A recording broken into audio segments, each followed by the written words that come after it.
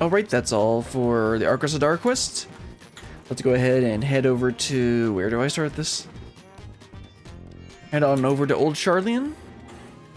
And we can go ahead and pick up the first of the Omega Beyond the Rift quests. We're only going to do the first two that were added with 6.1 for today. And hopefully that'll take at least a little bit, like at least half an hour. Okay, now where's the... It's bespeckled...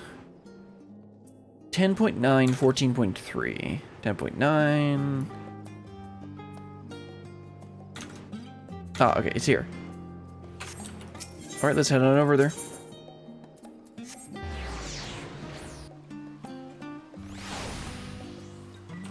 There he is. Alright, let's go ahead and talk to the Bespeckled Tactician and start off the Omega Beyond the Rift questline. A Heartless hypothesis. The Bespeckled Tactician is enjoying the refreshing harbor breeze. That's blown cobwebs away. Time to return to work. Oh, that's a girl. Hold on. Yeah, that's a female. Goodness me, look who it is. How incredibly serendipitous I would run into you, of all people. Who are you? Was she part of Omega? I don't remember. I was part of the team which designed the Ragnarok. Oh, okay. You see. And we've recently begun the process of combing through the vessel's flight log data. The primary objective of your journey to Ultima Thule was to save our star and countless others, of course, but it also provided us with an invaluable trove of information, typical Charlian. Records of places and events we could only dream of. Your safe return gave us much to be thankful for. You know, besides me returning. As it so happens, one of the things we pulled from the log was a transmission of unknown origin. Something the ship must have intercepted during flight. We believe it to be an audio message, but even our most talented linguists have been unable to decipher the language. For a while there, it seemed we must accept defeat, but today may have been the day we finally solve the mystery. If you were so inclined, would you care to come along to Thamazine? It seems fitting that one of the Ragnarok's original passengers present to hear history being made. Sure. Now, let me check, hold on, real quick. If I change classes, can I still continue to do this quest? Because I didn't mean to do that on Samurai. Not like this is going to give me any XP anyway. Okay, so where are we headed? At Slavnir Labyrinthos, okay.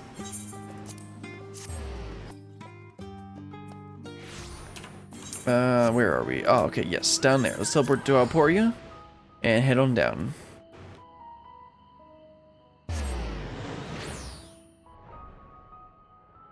Oh, that's right, it pulls you all the way down like that. Okay, Bespeckled Tactician. Or Technician. Ah, there you are. This is where we're to meet the engineers from Garland Ironworks, who I'm told potentially hold the key to unlocking our mystery transmission. Of course they do. They should be along at any moment.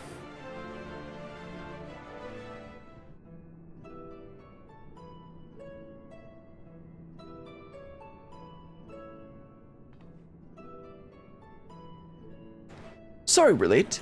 We had some trouble finding the right... Gods, is that you, Brilliant? Okay, Biggs.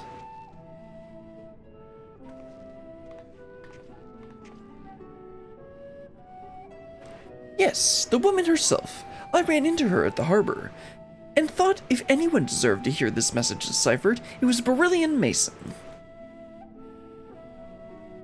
No arguments here, but bugger me if you don't have a knack for being in the right place at the right time. This actually has more to do with you than you might think, so please do stick around.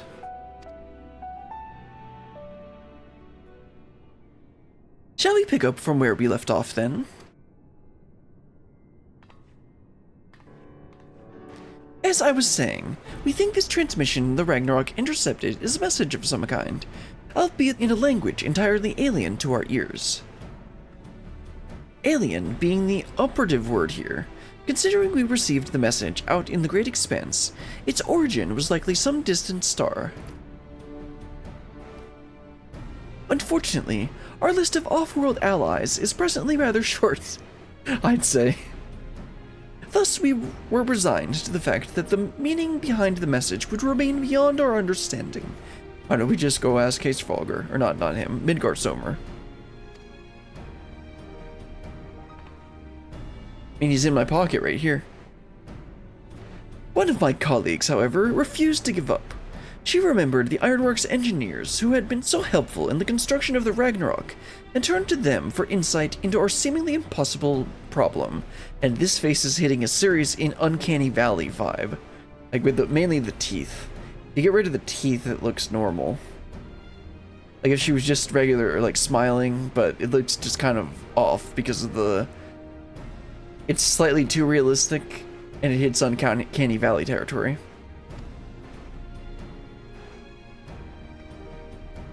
Do you know that what Wedge said when he heard what was going on? We should have Omega listen to it. I bet it could tell us the message means. Not the Omega you beat in the Rift, of course. He's talking about the toy that trundles around with Alpha, the little model we made. You originally designed it to follow a chosen target and not much else, but I've seen it act in ways that, well, it's like it has a mind of its own. Well, yeah. Then I got to thinking about those documents your lot sent to the chief, the full report on the final days. In the part about Omega's civilization, it said their people discovered how to convert the mind into data and store it outside the body. Timing being what it was, I wonder if Omega didn't somehow transfer its consciousness into our model right before you put an end to the real one. Oh well, this is pretty convenient timing. I don't know how he found them though. So, in an effort to get to the bottom of that, as well as take a crack at this indecipherable message, we decided to make some modifications. With help from Labyrinthos technicians, we've upgraded our toy Omega with a fully functional vocalization module. Are you sure this is a good idea?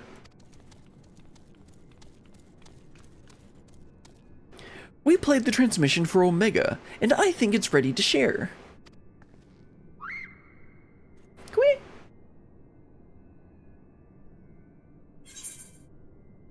Are you in there, Omega? Hello?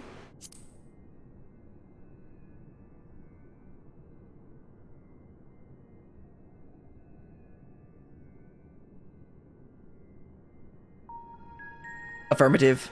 If by Omega you are referring to my consciousness, rather than my entire former chassis existing inside this considerably smaller frame. Is this a good or bad thing? Prediction. You will formulate several misconceptions. This I shall preemptively dismiss based on the following facts. 1. Vocalization module aside, this chassis remains unmodified from the design constructed by the engineers Biggs and Wedge. I evaluate its combat capabilities to be on par with a mortal infant. 2. The mechanism which allowed me to perform an emergency transfer to my consciousness was installed in my previous body. With the destruction of that body, I am rendered incapable of replicating such a feat. Should this current material form be destroyed or cease to function, all cognitive awareness or presence I possess will be lost. Conclusion. I present no threat to you or your star, nor do my protections indicate the necessity to inflict harm. In the fraction of a moment before my annihilation in the rift, I re-examined my directives. If I am to fully fulfill my purpose as an evolving construct, then I must continue my journey for improvement for as long as I exist. I must acquire this heart of yours, this strength of soul. Well, there you have it. And it's not wrong about its combat capabilities. It'd be more like the damage to itself than the thing it was trying to attack, that's for sure. But let's not forget the reason we brought you here in the first place. What about the transmission they played for you? Could you recognize the language? Affirmative. It was transmitted in Pan-Galactic Basic. Pan-Galactic Basic? A common language in comparatively extensive usage throughout the worlds we have conquered. Which means you could finally tell us what the message said. That is a language you understand, yes? I understand it perfectly. I am fluent in over 6 million distinct dialectal coding. Bloop. My cooperation in this matter, however, is conditional. Elaboration. Your Chief Sid utilizes the floor as part of his unorthodox filing system. He just spreads everything on the floor. Which allowed me to scan the report on the final days. Sid, you're just letting that sit out. I am aware that my home star, that one you call Apfeltron, was obliterated in the aftermath of Sir? Oh, right. In the aftermath of Sir and Meteon's meeting. He just sat down. The existence of Dynamis has not previously factored into my projections, but I now comprehend the concept in theory. What fails to compute is why Omicrons were not immune to its effects. Dynamis should have no influence on a race which possesses no heart.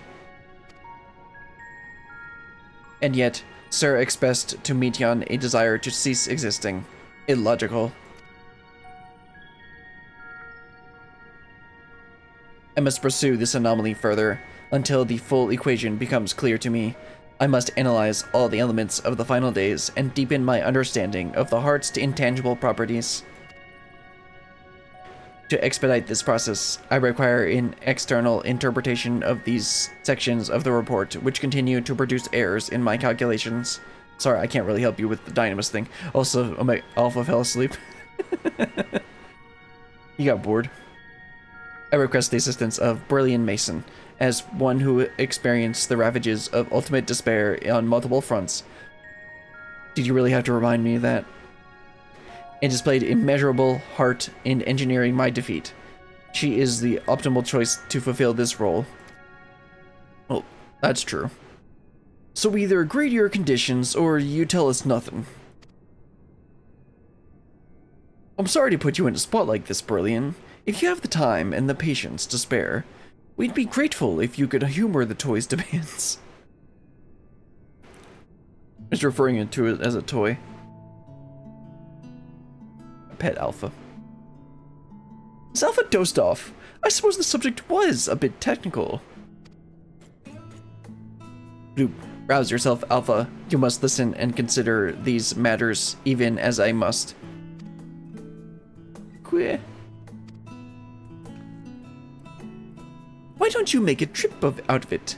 You know, actually visit the places that has the, things Omega wants to ask about. It'll make explaining stuff easier for one, and also help keep Alpha awake and alert. I guess that could work.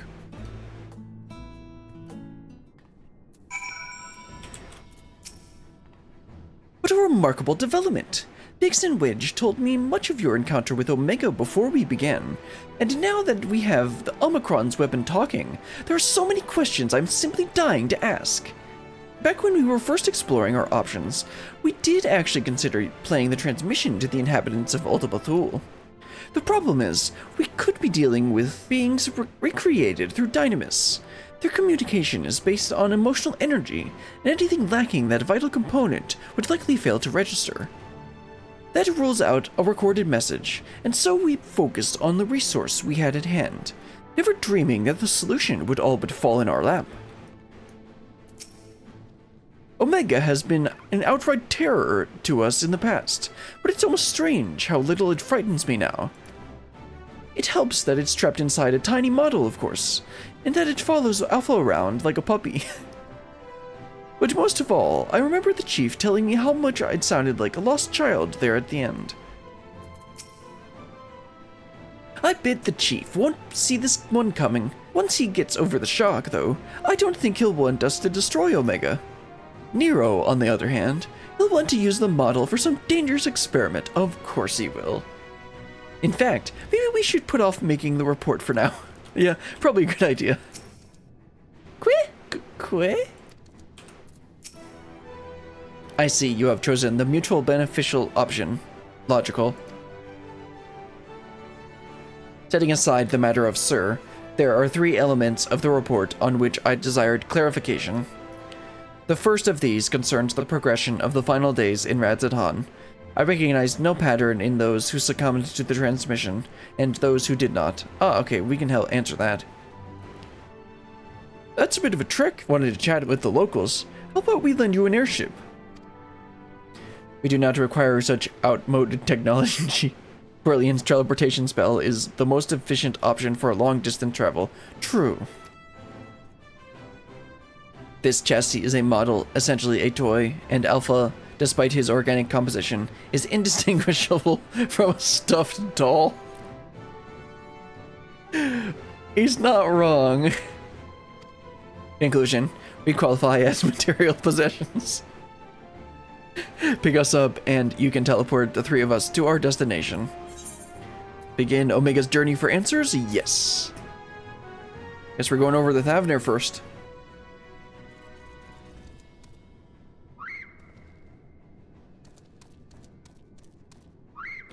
Clearly Alpha's just a stuffed doll.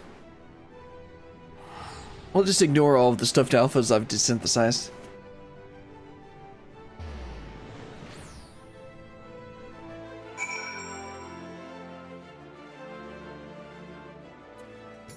Well, I don't know. For a second, I'm like, how did we teleport over here? I'm like, oh, we teleported to the Radzadhan Aetherite.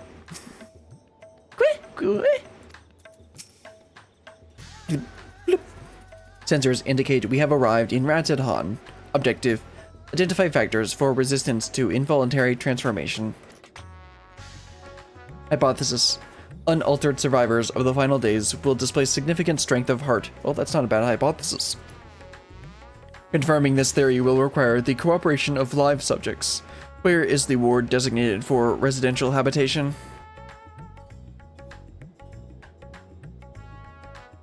Understood. Comma, set as our sub-destination.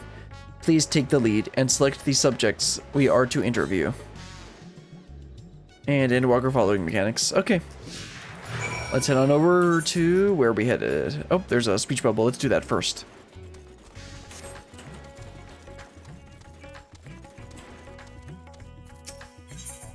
Discuss the stairs. Quick. Alpha chirps enthusiastically, apparently unfazed by the prospect of climbing stairs. Now, Omega, on the other hand. Warning, please avoid stairs whenever possible. My projections indicate high risk probability of accidental slippage, leading to catastrophic structural damage. Stepped inclines also increase my energy consumption by 63%. In mortal terms, they tire me out. Taking into account the difference in individual limb strength, the design is inherently flawed. A convenient step high enough for one is exhausting trial for another. Were I to oversee the civic design of this settlement, I would construct a sloped conveyor belt which enabled automatic traversal, 0 personal energy expenditure. And he just walks right up them. Nice. I should just teleport, but I'm gonna run around. Hey, he just walks right up it, no problem. It was funny, it just kind of a bit silly to do that and then just have him be able to walk right up the stairs. Anyway, let's go and talk to this melancholy man. Are you a traveler? Please, if you have a moment, I could use an outsider's perspective. You see, I was one of those who sought to escape the madness plaguing the world by fleeing to the moon. Not that we ever went, in the end. So here I am, recently returned from Charlene, except now things are strained between my sister and I. Since she chose to stay, I chose to leave. I ask her to help me find work, and she suggests I look somewhere that isn't Thavner. As if I wanted to abandon my home. Ugh, it makes me so angry. Bloop. Your point is unclear. You elected to relocate to the star satellite, thus your relative now perceives you in a negative light. Your sibling's judgment is in error. Based on the information made available to Honish citizens, your decision to withdraw to the moon was both logical and correct. Conversely, the decision to remain in Radzidhan, despite the low probability of survival, defies explanation. Perhaps her reasoning pathways are faulty. That's right! I'm not quite sure what you're saying, but I'm right, aren't I? Or so I'd like to think. The problem is, I understand why my sister feels this way. I almost decided against going myself. Even then, I wasn't sure that leaving behind everything I loved was the right choice. And with the way it all turned out, Well, I'm sure Omega's getting a lot of data from this. Let's go ahead and walk into this person's house and invade their privacy. And ask them some questions too. Oh, hello again. You're the one who came to ask me questions about Kalzal. I'm glad to see you looking well after all that unpleasantness.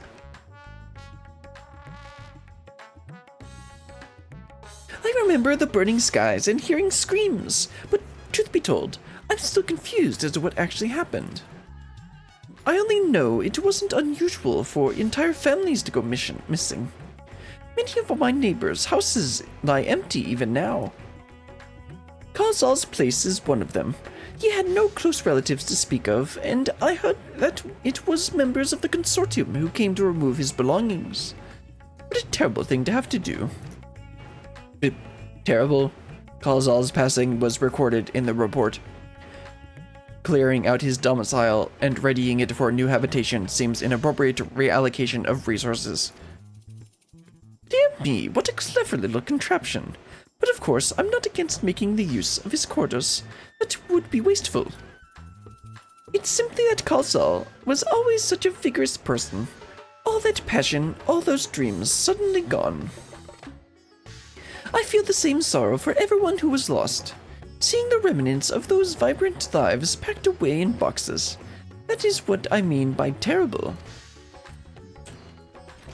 As usual, Omega has no sense of what is emotional depth or anything like that. Let's talk to this Huron boy. Hey, don't I know you? Yes, after the beasts were taken care of, you told me to join everyone in the square. Thanks to you, I was there when Vitra gave his speech, and I found who Varshan really was.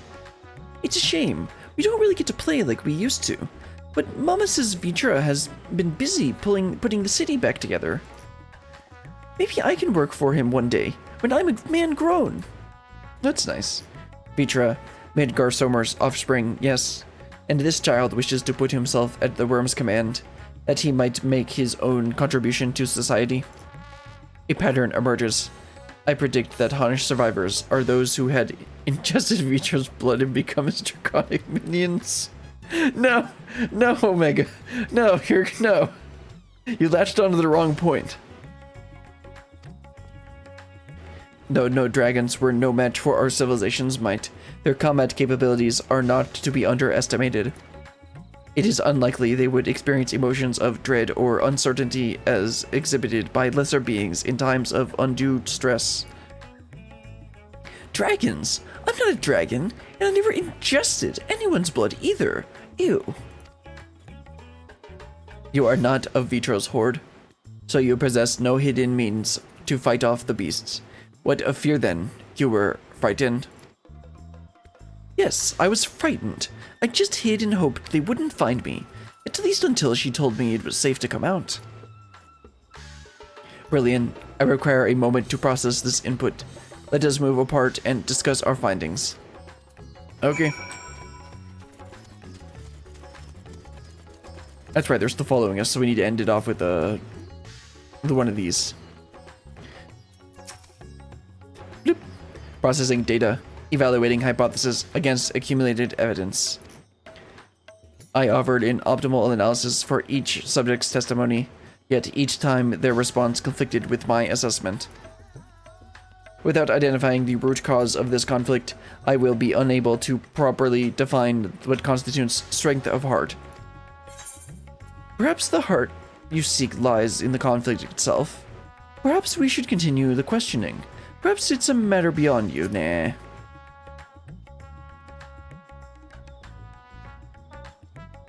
An interesting observation. It is possible my base criteria is in error.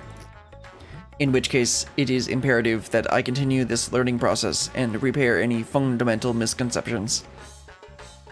Next, I wish to interact with an individual who endured similar circumstances to Kalzal prior to his transformation. Are you acquainted with any local merchants who had dealings with him? Yeah, I guess so. Oh, right, we're gonna go talk to, what's his name, the fisherman. The Dijbana of Ruvia Fibers, acknowledged, sub-destination set. That's right. That's right, we talked to him at one point. Okay, let's go ahead and just teleport over here and then run around here. We'll do the speech bubble first. Oh, we have some more insightful knowledge from Alpha first. Quick. Alpha looks back and forth between Omega and the Hamas, showing visible concern.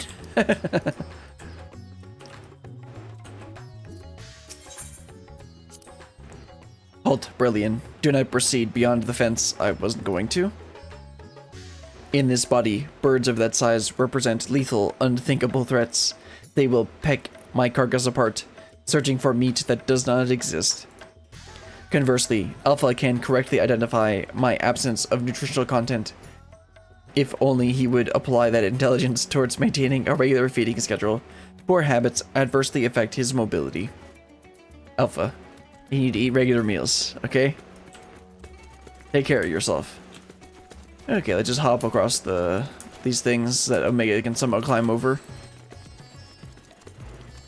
Hop on down here. Talk to Jin Abaha. Oh, did I click on him? There we go. Well, look who it is. I must thank you again for your help in moving our textiles. Recovering from those tragic events has been difficult, of course, but with everyone pulling together, we've managed to get things back and running.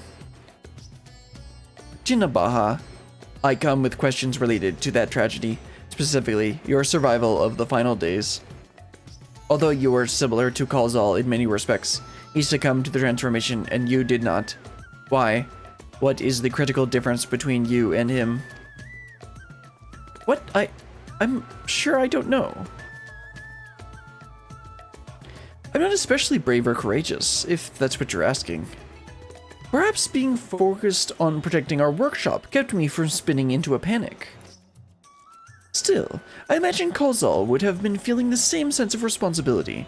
Perhaps the weight of it all is what invited his demise. You were of the same mind, resolved to the same purpose. Yet your strength of heart, of spirit, was not equal.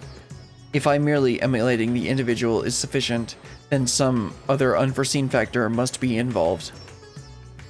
Ahem, not to interrupt these deep philosophical musings, but do you think I could ask you a small favor? Oh no, the businessman is asking for a favor. There's a man by the name of Najvan, who's been helping us out here while he gets back on his feet. I have a feeling he'd benefit from speaking with you. Leave by the eastern exit, and you should find him just outside, organizing some new inventory items. Okay, maybe that'll help. Okay, let's do the speech bubble and then try and find our man. Oh, there it is.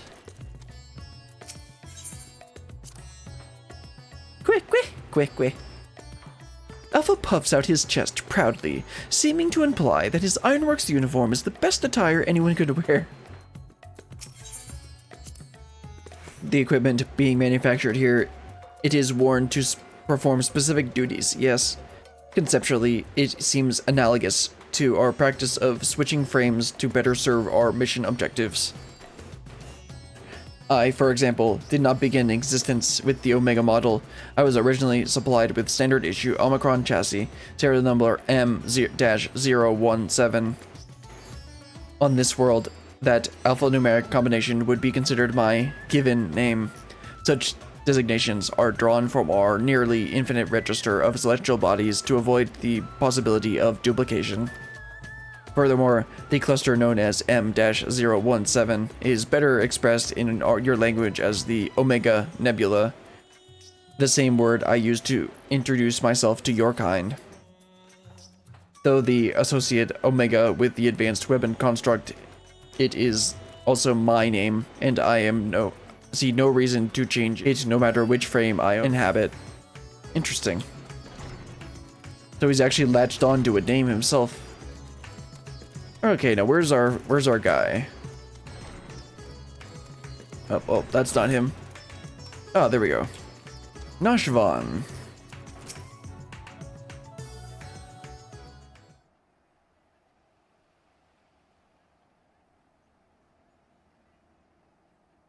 That's all our orders accounted for, and everything looks to be in good quality. Kamal will be pleased. Or Kamla, whatever it was.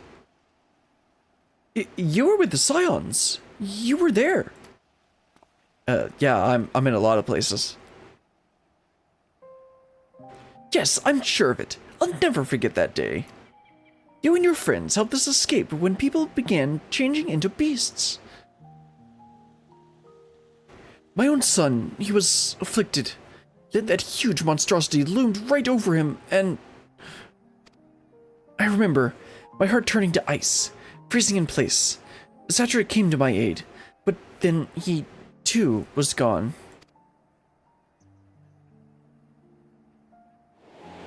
Oh, flashback. Oh, that was him. Oh, right.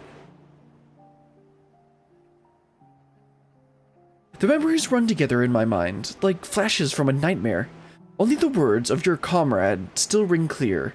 I repeated them over and over like a mantra as I fled for my life. You must run, for their sake and your own.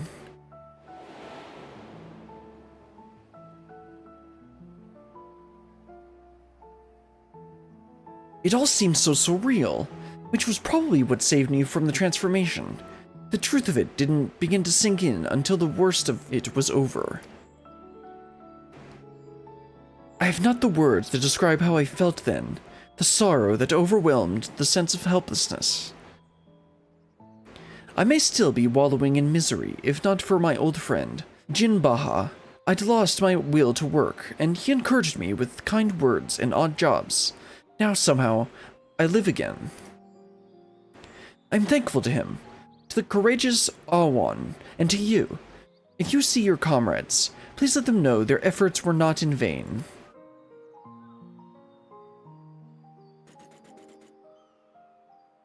You said you lost your will to work. This signifies a cessation of efforts to maintain basic life functions, yes? What changed to extract you from that stagnation? An offer to work from Jin Baha should mean little to the one without the desire to accept it. Was it some manner of mortal instinct, a primal need to survive and thrive? Instinct? No, it wasn't that. If anything, my instincts were telling me to lay down and welcome an end to the pain. Every day I think of my boy's final moments. I think of how scared he must have been, how it must have hurt, and I want to scream my throat raw. The satrap, too, still haunts my dreams. I see him being swallowed whole and jolt awake in a cold sweat. Nothing like a bit of trauma to build some character. But something changed when Jin Baha came to me. I looked up and saw that, even without my son or Awan, the world around me continued to turn. And because that fact grieved me so, I knew it fell to me to live on and remember them.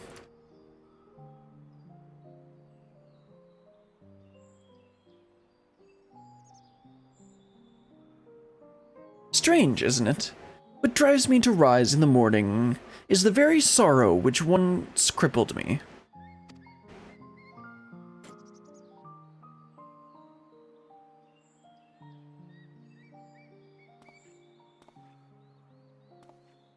Now, I really must return to my work. To lose this job after everything I just said would be poor jest indeed. May the sisters keep you well.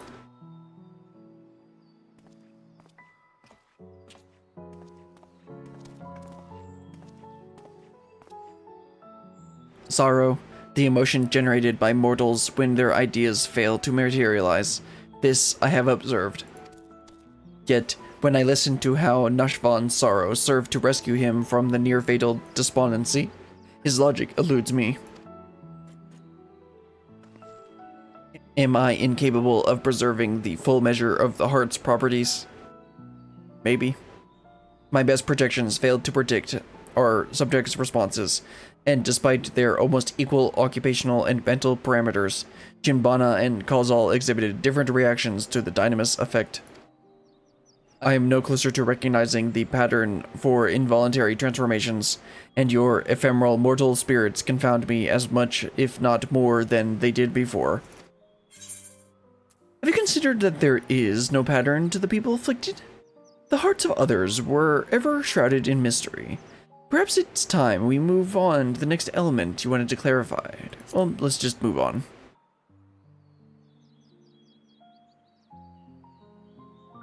Bloop. You are my appointed educator. If you consider further investigation here to be futile, then I will adhere to your judgment. A new location and new input may help provide fresh insights into previously unsolved problems. After my defeat at your hands, I was forced to acknowledge that the heart is a complex subject, one which I am ill-equipped to study alone. Perhaps continue your effort to enlighten me, Brilliant.